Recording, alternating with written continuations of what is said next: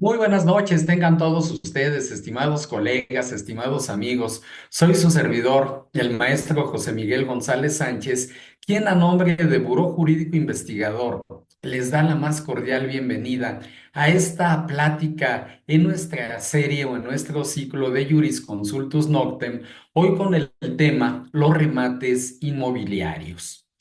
Bien, el título por sí mismo, pues nos puede arrojar, nos puede presentar varios posibles significados, varias formas de entender esto que pues conocemos como los remates inmobiliarios.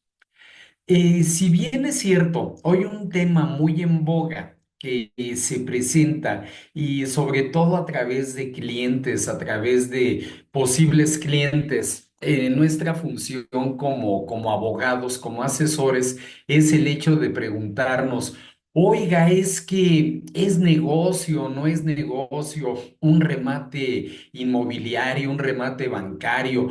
Oiga, ¿qué cree? Me venden cartera, todo ese tipo de situaciones. Yo quisiera no tanto detenerme en esa parte, sino en lo que es la parte técnica, la parte práctica y sobre todo la importancia que va a tener para nosotros este tema de los remates inmobiliarios, para lo cual yo quisiera iniciar con este comentario. Ya en otros talleres, en otras pláticas que hemos venido impartiendo en estos ya 5 años de trabajo que tenemos con ustedes, y en varios de ellos hemos destacado nosotros la importancia, la trascendencia del registro público de la propiedad. Pero también, más importante aún, el que nosotros pues manejemos el registro público de la propiedad. De ahí que en varias ocasiones pues hayamos hablado ya de la importancia de un derecho registral y de un derecho inmobiliario para conocer no solamente la importancia de esta institución, sino también su funcionamiento técnico. ¿Y por qué resulta importante? Bien, pensemos nosotros, y ahorita lo vamos a ver un poquito más a detalle, que somos acreedores en un juicio mercantil o en un juicio civil. Puede ser ejecutivo mercantil, ordinario mercantil, oral mercantil, ordinario civil, algún tipo de juicio sumario, o, el mismo juicio hipotecario que hoy ya, pues al menos en la Ciudad de México se rige bajo las reglas de la oralidad. Pensemos que somos acreedores. Pensemos que aquí lo que se está reclamando es el cumplimiento de una obligación de dar y que esa obligación de dar consista precisamente en una cantidad determinada de dinero. Vámonos al caso tradicional, un título de crédito en el cual se contiene ya sea una promesa, ya sea una orden incondicional de pago, como pudiera ser el pagaré o el caso de la letra de cambio. Bien, independientemente del procedimiento que debemos de seguir nosotros a nivel jurisdiccional para obtener una resolución favorable a nuestros intereses que condene a la parte demandada al pago de las prestaciones que le estamos reclamando, sabemos que de nada o de muy poco nos serviría una sentencia, aún perfectamente fundada y motivada, si no hay posibilidad de que nosotros podamos materializar, de que nosotros podamos cumplimentarla en todos y cada uno de sus puntos. Y en ese sentido, pues la forma de poder complementar, de poder cumplir esta sentencia, pues obviamente es teniendo un modo para recuperar esa cantidad. Llámese suerte principal, como llámense también los accesorios legales a los cuales se condena la parte demandada por parte del juez y que nosotros pretendemos recuperar. Y es ahí donde destaco nuevamente la importancia del registro público de la propiedad. Si yo parte acreedora, antes de demandar, antes de ejercer la acción correspondiente, investigo a la parte deudora, acudo al registro público de la propiedad o cómo se denomine la institución registral en cada una de las entidades de nuestro país. Recordemos que ya en muchos lugares ya no se le llama registro público de la propiedad, ya hablamos de instituto registral, instituto catastral, instituto de seguridad jurídica patrimonial, etcétera, etcétera, pero hace las veces de un registro público de la propiedad. Si como consecuencia de mi gestión ante esta institución obtengo los datos de un bien inmueble, y por eso llamamos a la plática de hoy remates inmobiliarios, ese bien inmueble a nombre de la parte deudora, inscrito perfectamente en el registro público de la propiedad, sin ningún tipo de gravamen o de situación limitativa o restrictiva de dominio.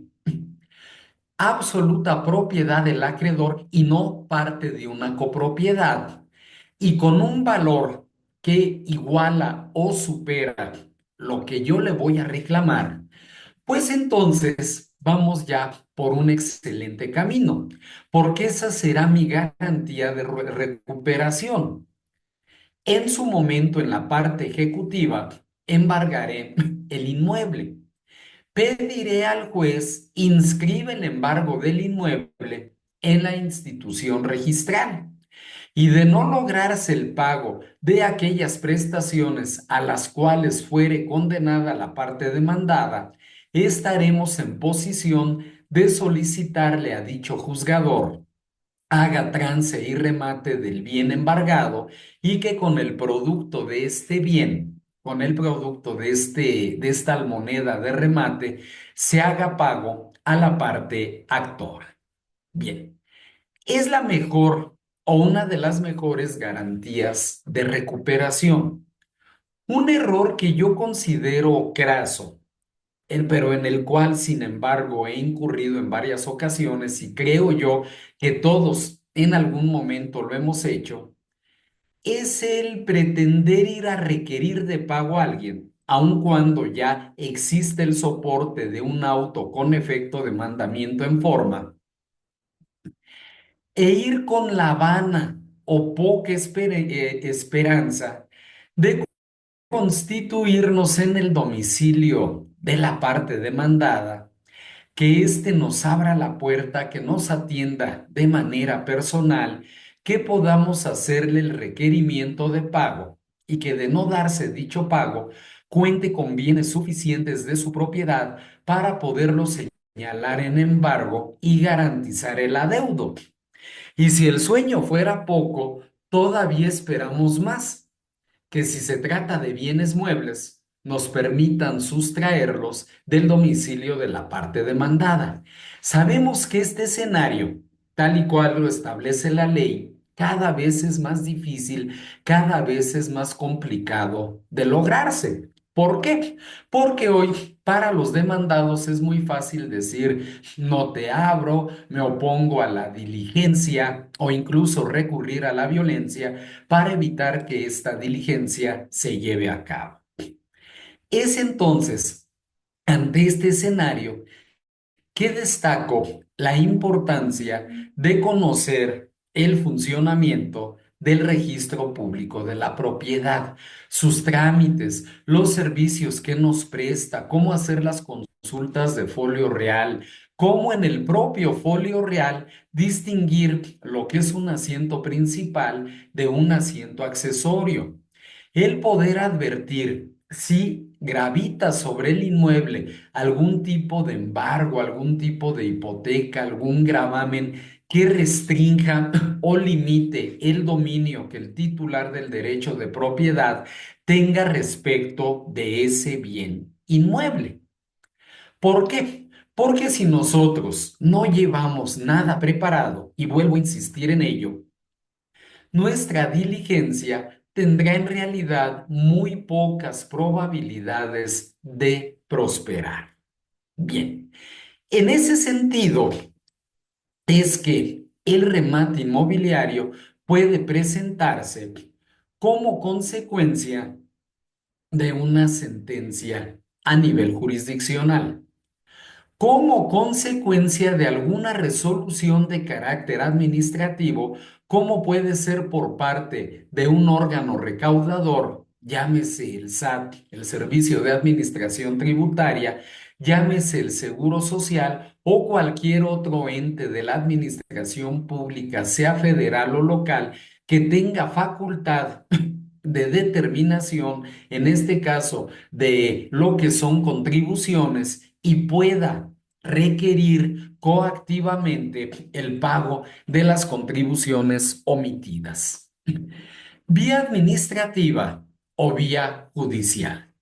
Y ya en vía judicial hablábamos tanto de la materia mercantil, de la materia civil, de la materia laboral, incluso de la materia agraria, en la cual la materia familiar incluso no podría estar exenta de esto, en la cual, buscando nosotros el cumplimiento de una sentencia en que se condena a la parte demandada al cumplimiento de una obligación de pago, de una obligación de dar, el poder garantizar la recuperación de ese adeudo a través de el embargo de algún bien inmueble. Bien. Voy a poner primeramente este caso, buscando que el mismo nos sea útil, nos sea práctico para avanzar en el contenido de nuestra plática. Vamos a suponer que es un juicio mercantil, oral mercantil, ordinario mercantil, ejecutivo mercantil tradicional o ejecutivo mercantil oral. Y ya está la condena al pago de una suerte principal, al pago de accesorios legales y el apercibimiento que se contiene en la parte resolutiva de dicha sentencia, para el caso de que el demandado no haga pago de lo condenado, se proceda a hacer trance y remate de los bienes embargados para que con su producto se haga pago a la parte actora. O bien, el que se condene o se ordene requerir de pago a la parte demandada y al no darse dicho pago, el proceder a embargar bienes de su propiedad suficientes para garantizar el adeudo. Las reglas para lo que es el embargo de los bienes y también para el remate de los mismos las vamos a tener en lo general en el Código de Comercio. En lo particular, en cada uno de los códigos de procedimientos civiles de los estados. Sin embargo, sabemos que ya fue promulgado el Código Nacional de Procedimientos Civiles y Familiares y que cada entidad federativa irá determinando lo conducente respecto a su entrada en vigor, respecto a la aplicación y exigencia de dicho ordenamiento legal. Simplemente lo que quiero destacar es que hoy todavía estas reglas específicas, tanto para el embargo como para el remate de bienes, se contienen en los códigos procesales locales o en el Federal de Procedimientos Civiles, en lo particular, y en lo general en el Código de Comercio. Bien. Ya embargué, ya fui, ya hice el requerimiento de pago, ya estoy dando cumplimiento a una sentencia, estoy embargando.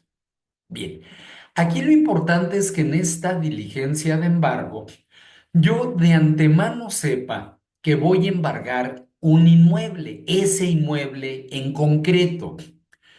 Llevar los datos o antecedentes registrales que corresponden a ese inmueble.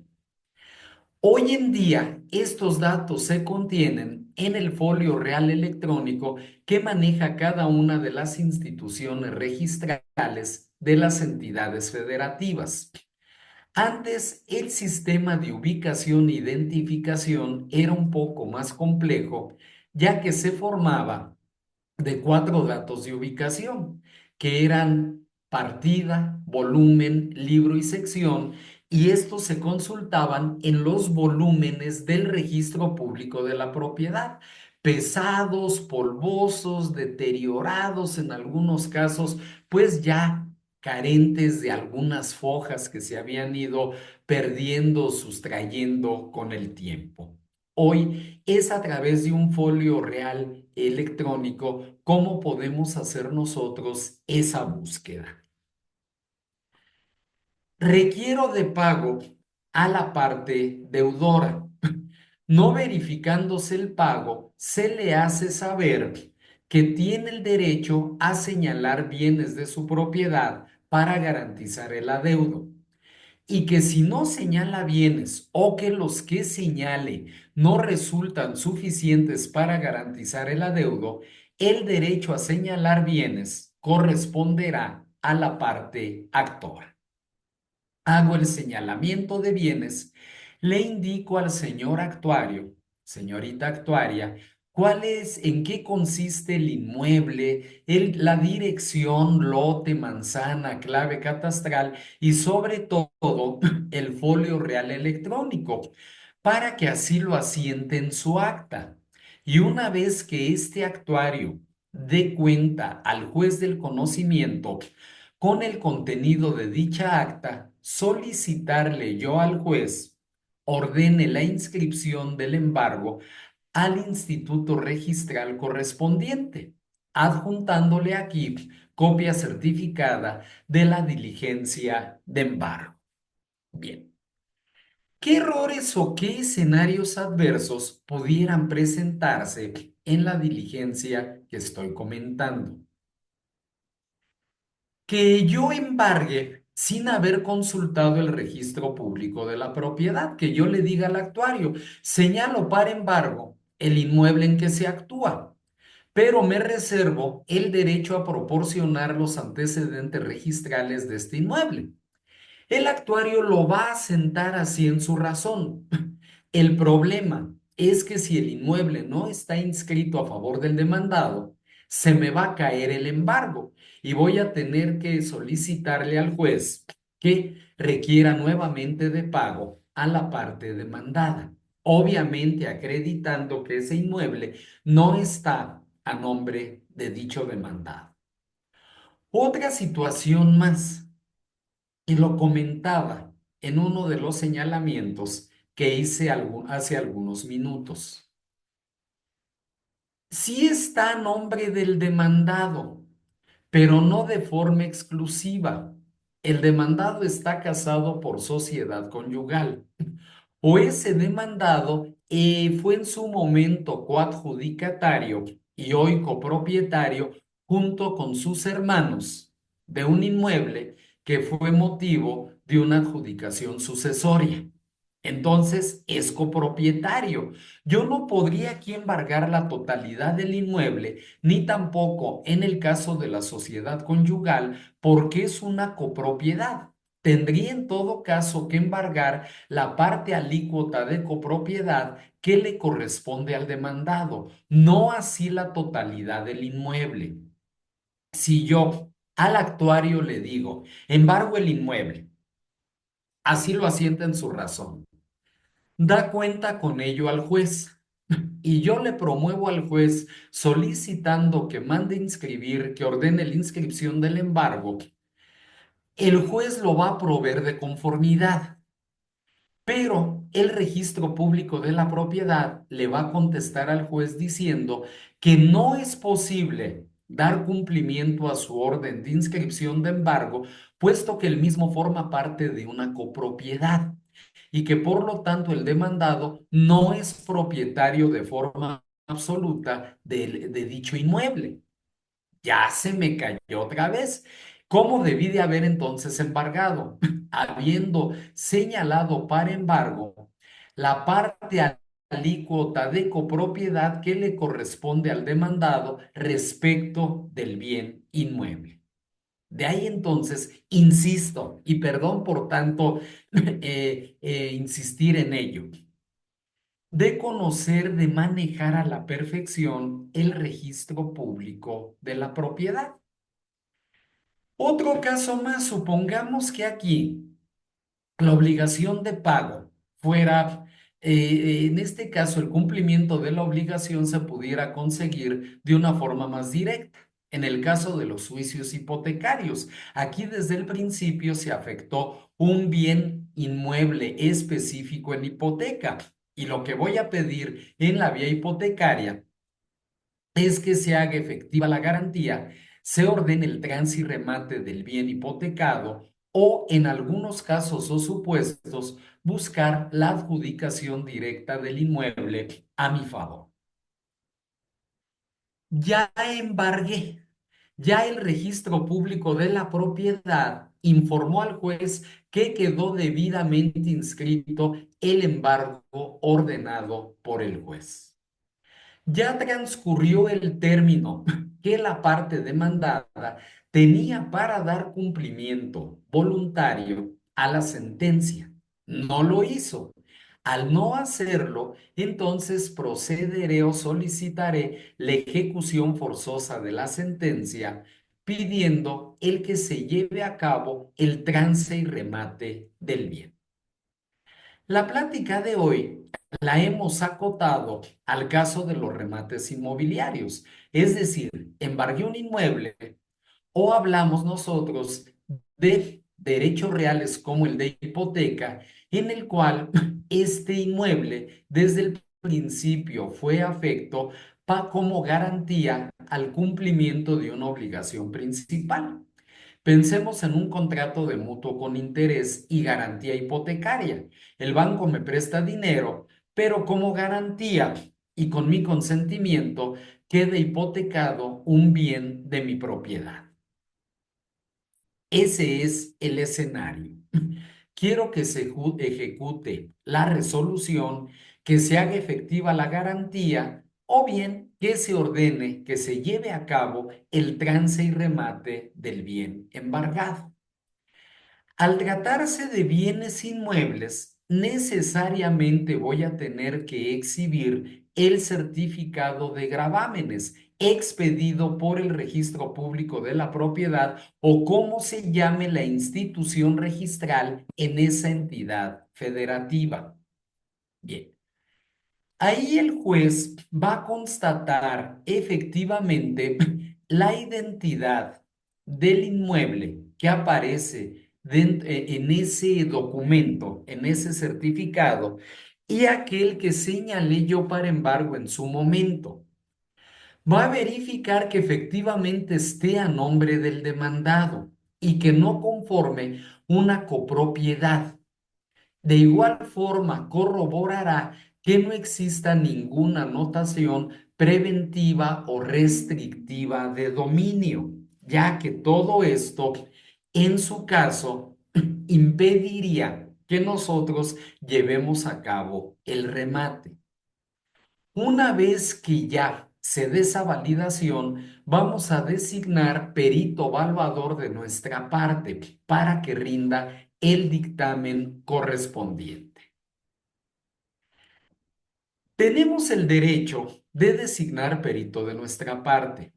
A la parte contraria, a la parte demandada, se le concede también ese derecho de designar un perito, con el apercibimiento que de no hacer el señalamiento, se le tendrá por conforme con el dictamen que rinda la parte, el perito de la parte actora o de acuerdo a lo que establezca la ley procesal local en materia de remates en esa entidad federativa.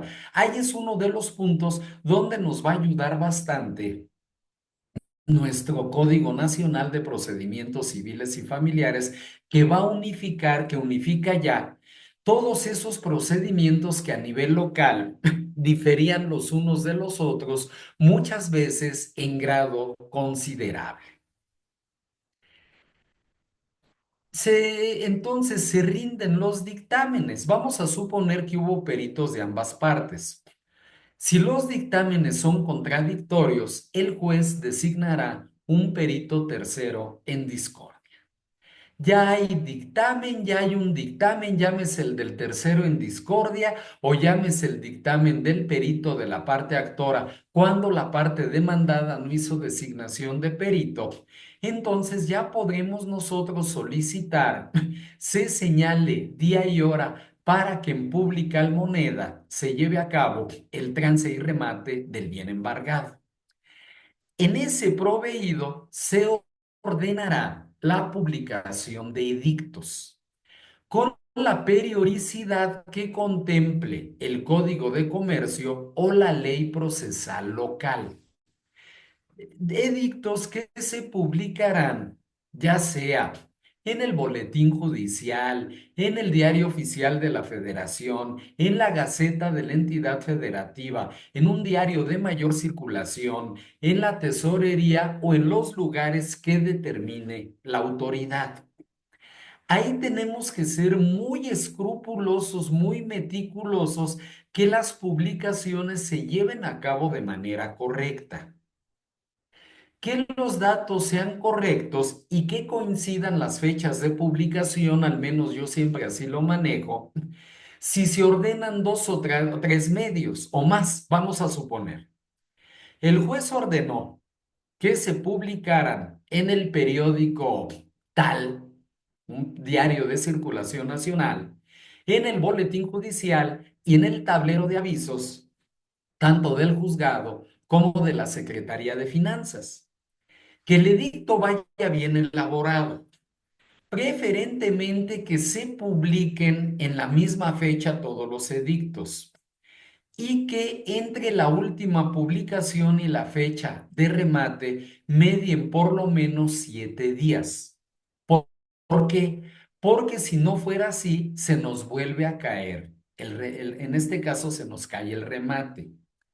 El problema que podemos llegar a tener aquí nosotros, estimados amigos, es que estos edictos a veces resultan muy caros. Y si no podemos hacer trance y remate del bien en primera moneda, sea por algún error o sea porque no hubo postores, entonces tendríamos que solicitar una segunda, quizá una tercera o a lo mejor una cuarta o posterior moneda para poder hacer trance y remate del bien embargado. Adicionalmente, también nosotros tenemos que destacar lo siguiente. Si yo no exhibo el certificado de libertad de gravámenes, no se va a ordenar el remate del bien embargado. Pero estos certificados, conocidos como coloquialmente como el CLG, el certificado de libertad de gravámenes, tiene solamente una vigencia de 6 meses. Si en todo este trámite ya superé los 6 meses, voy a tener que solicitar un nuevo certificado de gravámenes actualizado. Lo mismo también sucederá con los avalúos. Si el avalúo ya también tiene una antigüedad mayor a 6 meses, voy a tener que solicitar la actualización del mismo. Como podemos ver entonces, estimados amigos, es algo que, si bien representa una garantía, y en mi opinión la mejor de las garantías, tenemos que manejar con muchísima cautela, siendo muy escrupulosos en todas y cada una de las etapas que he venido destacando. Que no hubo postores, que no es mi interés como parte actora o no estoy en posición de pedir una adjudicación directa, solicitaré una segunda almoneda con deducción del 10% de lo que fue la postura legal de la primera almoneda. La postura legal en primera almoneda es aquella que cubra las 2/3 partes del monto de avalúo. Si paso a una segunda o posterior almoneda, va a ir habiendo deducción, en este caso, de lo que se considera como postura legal. Puedo yo como acreedor también, si el monto de avalúo es idéntico o superior al monto del adeudo, pedir la adjudicación directa del inmueble a mi favor. Pero de no ser así, va a tener entonces que adjudicarse a favor de un postor, aquel que presente la mejor postura legal. Y vámonos ahora a ese escenario. Hay varios postores. Bien, se presenta la postura por escrito. Se acompaña al escrito el billete de depósito o la cantidad de dinero correspondiente al 10% de lo que es mi postura. Eso me permite participar como postor en la moneda de remate. Bien, se pasará primeramente la lista de postores. Se dará un receso de media hora por si hubiera algún postor más. Posterior a ello se pasará la lista de postores. Se revisará cuál es la mejor postura. Podrá haber puja presentando mejores posturas cada uno de los postores. Cuando ya nadie mejore una postura, a favor de ella se fincará el remate en la cantidad que haya sido el monto de la postura. Ese inmueble entonces se emitirá resolución adjudicándole la propiedad al postor y este postor deberá entonces exhibir el resto de su postura para que esa adjudicación surta sus efectos. Y de aquí la consecuencia será que se ordene, se eleve a escritura pública esta sentencia de adjudicación y se lleve a cabo consecuentemente la inscripción de la misma en el registro público de la propiedad y posterior a ello o simultáneo a ello también el que se dé posesión a la parte adjudicataria del inmueble materia de la, en este caso, del remate. ¿Qué puede presentarse aquí? Y a lo mejor pudo haber sido medio confusa la pregunta que yo planteé al inicio de nuestra plática respecto de lo que mucha gente pregunta. ¿Es negocio o no es negocio participar en embargo, en remates judiciales? ¿Es negocio o no es negocio comprar cartera vencida? Bien. Yo no voy a emitir un sí o un no respecto de la pregunta si es negocio o no es negocio. Yo quisiera responder a esa pregunta de una manera más objetiva. Es decir, para que pueda llegar a ser negocio, si yo me dedico a participar en remates judiciales o compro cartera, o simplemente para que yo como parte actora pueda verdaderamente recuperar mi crédito, mucho depende que yo lleve a cabo de manera muy puntual, muy específica, muy atinada cada una de estas etapas que he venido describiendo que se dan desde el embargo de los bienes hasta que solicitamos el embargo de el remate de los mismos. Saber que pueden ser varias almonedas, saber que la publicación de dictos puede llegar a ser costosa. Y ahí hay un paréntesis. Eso hay que indicárselo a nuestro cliente, a la parte actora, desde el principio, puesto que es un recurso económico que no tendría por qué salir de nuestro bolsillo.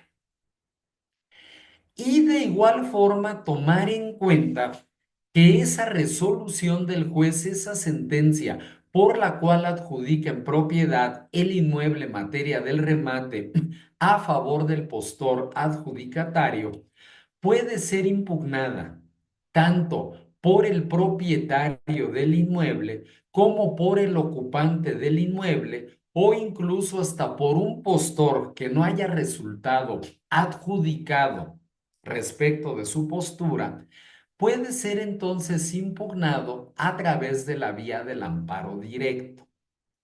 ¿Por qué amparo directo? Porque es la última resolución.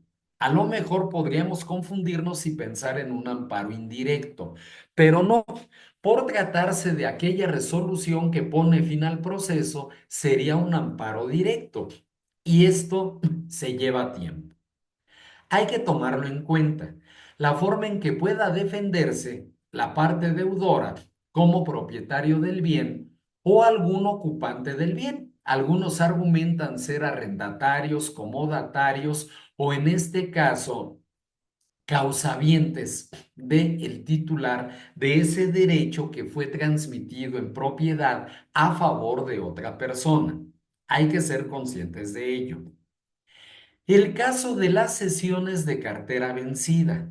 No han sido pocos los clientes que nos preguntan, es que me venden cartera de un banco, cartera de una hipotecaria a un precio muy accesible. Yo veo como que sí puede ser negocio.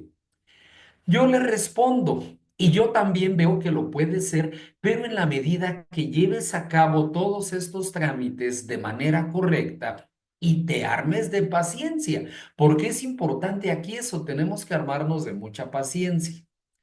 Muchas veces esos instrumentos notariales donde se contiene la cesión de cartera vencida contienen no solamente esta cesión, sino que a lo mejor es una cartera que ya había sido cedida con antelación en dos, tres, cuatro o más ocasiones. Hay que verificar que todas esas sesiones se llevaron a cabo de manera correcta en instrumento público y que la mía, o la que se echa a favor mío, estén también de manera correcta, de manera adecuada. Porque si no, un demandado que se diera cuenta de ello al contestar la demanda puede también echarnos abajo el juicio. Recordemos aquí que van a defenderse los deudores de todas las formas habidas y por haber. El caso de la recuperación del inmueble o la entrega del inmueble a favor del adjudicatario. Se van a defender con todo, se van a oponer a las diligencias. Quizá vamos a tener que agotar todas las medidas de apremio que determine el juez en base a lo que la ley establece. Llegaremos a lo que es el arresto, lo que son las multas, el rompimiento de cerraduras, el auxilio de la fuerza pública, pero con el seguimiento debido, con el seguimiento correspondiente. Es decir, como todo en el derecho, no es algo que se presente de manera automática. Los asuntos, en mi opinión, hay que litigarlos, hay que pelearlos, hay que esperar siempre la mejor de las defensas, la mejor de las batallas por parte de nuestro oponente, quien no va a dejar perder su derecho real de propiedad de forma tan fácil y que esto pues nos va a ir presentando limitaciones problemáticas a lo largo de la secuela procesal. Y por último, de verdad, estimados amigos, yo quisiera concluir con estos comentarios. Involucrémonos en el tema del derecho registral. Conozcamos a fondo trámites, servicios, naturaleza jurídica, determinaciones, resoluciones de la institución registral, se llame como se llame. Alguien en alguna ocasión me decía, mira, yo no sufro porque tengo un gestor excelente, pero excelente en el registro se mueve como pez en el agua. No he visto mejor gestor que él. Mira, te paso si quieres tus datos para que no te desgastes, apóyate en el gestor. No les voy a negar que en alguna ocasión sí llegué a recurrir a gestores. Bien, pero no es lo mismo solicitar el apoyo de un gestor cuando yo conozco el procedimiento, cuando yo conozco el trámite, que cuando no lo conozco. Porque si no lo conozco, a lo mejor el postor no hace las cosas de manera correcta y eso me puede traer problemas. Ok, apoyémonos en un gestor, pero conociendo nosotros el trámite a fondo. Segundo, estudiemos y sigamos a detalle tanto las reglas para el embargo de bienes como también las reglas para el remate de los bienes, de principio a fin, paso por paso, perfectamente apegados a la ley. Presentar nuestro certificado de libertad de gravámenes, actualizado, vigente. El tema de los avalúos, que también es todo un tema, porque se ha caído en cierta anarquía. Lo quiero decir con todo respeto, muchas veces afuera de los juzgados hay oficinitas donde dice avalúos económicos o amigos peritos valuadores que andan por los juzgados repartiendo tarjetitas, avalúos económicos. Licenciado, mire, yo le cobro 9,000 pesos por el avalúo, pero no es el último precio, ¿eh? Podemos tratar. Bien, pero ni siquiera he constatado si ese perito realmente está certificado para poder rendir avalúo. Está certificado por Sociedad Hipotecaria Federal, es un perito bancario, es un perito oficial del tribunal o simplemente es un ingeniero o un arquitecto que rinde dictámenes, pero que carece de cualquier tipo de certificación. Luego incluso llegan extremos como este, ya cuando la gente hace tratada con ellos. Nos dice el perito, oiga, Miliki, ¿en cuánto quiere que se lo evalúe? Oiga, señor perito, no me haga esa pregunta, usted es el perito. Usted asígnele el valor que le corresponde, haciendo todo el análisis de que se compone un dictamen pericial.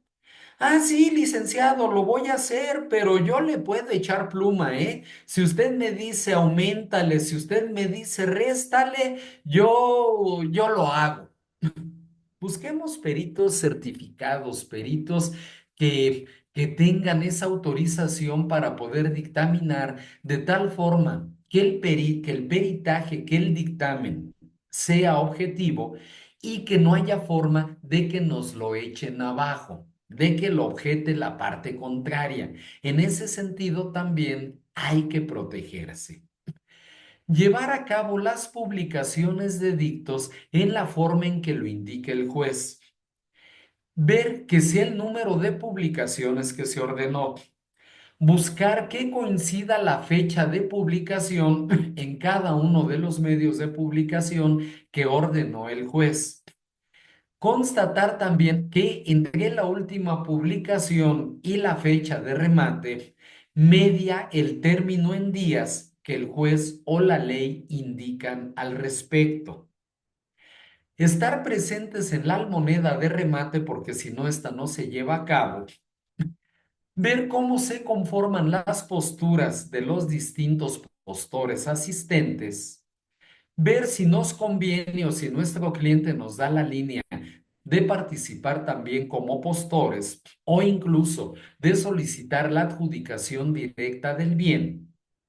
Y a partir de ello, entonces, pues ver que si hay un postor adjudicatario, cubra su postura, la exhiba ante el juzgado, para estar nosotros en posición de poder exigir el pago tanto de nuestro capital como de aquellos accesorios legales a los cuales el juez condenó en su sentencia definitiva, previa cuantificación, previa liquidación que presentemos nosotros de ellos. Llámense intereses, llámense penas convencionales, llámense gastos y costas, hacer o presentar las planillas de liquidación correspondientes para que así y con ello, pues podamos obtener el pago, la recuperación de nuestro crédito. La garantía que pudieran arrojarnos los bienes muebles también puede ser una garantía, vehículos, algún otro bien, maquinaria, puede ser, pero no es tan fuerte o tan sólida como la del bien inmueble, porque recordemos que el registro público de la propiedad tiene el efecto erga omnes, es decir, todo lo inscrito ante el registro surte efectos ante terceros y trabado el embargo sobre un inmueble, no podrá haber ningún acto de enajenación sobre el mismo. Algún amigo también podrá decirnos, oye, hoy en día tenemos un arma muy buena. Yo le puedo pedir al juez o en mi diligencia de embargo solicitar el embargo de todas aquellas cuentas bancarias de inversión, fideicomisos, acciones en bolsa que el demandado tenga registrados en el sistema financiero mexicano y pedirle al juez a través del CIARA, el Sistema de Información o de Atención, mejor dicho, a Requerimientos de Autoridad, que es el CIARA, que solicite a la Comisión Nacional Bancaria y de Valores le informe todas las cuentas bancarias de inversión, de fideicomisos, de instrumentos de inversión, lo que sea que tenga el demandado y que embargue los mismos. Pero ahí puedo llevarme la triste respuesta de que no tenga nada inscrito, nada registrado. Entonces vuelvo a lo mismo, sigo careciendo de una recuperación de pago. Ahora, el inmueble, y termino con ello, es garantía de pago previa verificación y constatación de nuestra parte. Uno, de que el inmueble esté inscrito en el registro público de la propiedad a través de un folio real electrónico.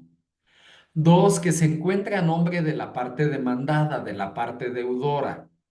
Tres, que no gravita ningún otro embargo, hipoteca o anotación restrictiva o limitativa de dominio. O la anotación de alguna demanda, por ejemplo, de alimentos, una demanda de carácter familiar, o alguna anotación preventiva por parte de algún notario público. Eso entonces me permitirá en la diligencia de embargo hacer el señalamiento del bien, indicar al actuario los datos registrales del inmueble para que una vez que el actuario dé cuenta al juez con dicha diligencia, pueda yo solicitarle al juez el que ordene la inscripción del embargo ante el ente registral, acompañando las copias certificadas de la diligencia de embargo.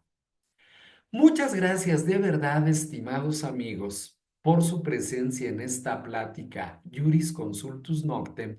Y yo de verdad pediría que todo este tipo de situaciones no se tomen a la ligera.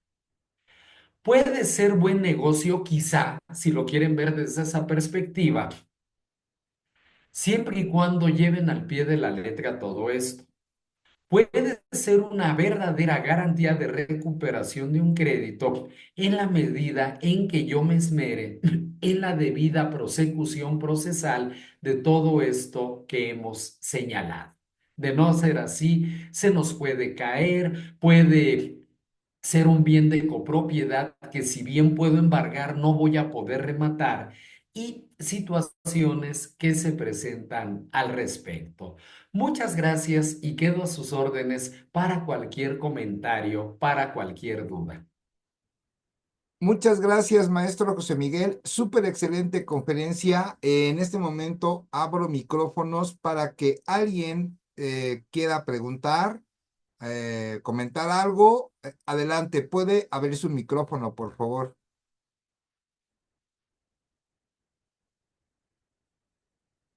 No tenemos, no tenemos dudas, maestro José Miguel. Por favor, últimas palabras de su conferencia.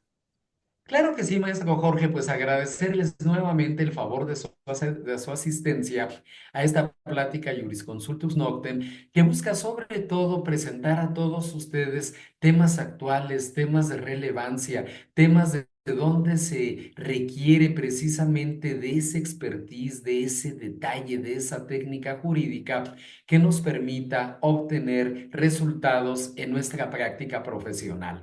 Una excelente noche para todos. Muchas gracias. Muchas gracias, excelente noche y nos veremos en la próxima Jurisconsultus Noctem. Excelente noche, muchas gracias y hasta la próxima. Gracias, buenas noches. Buenas noches.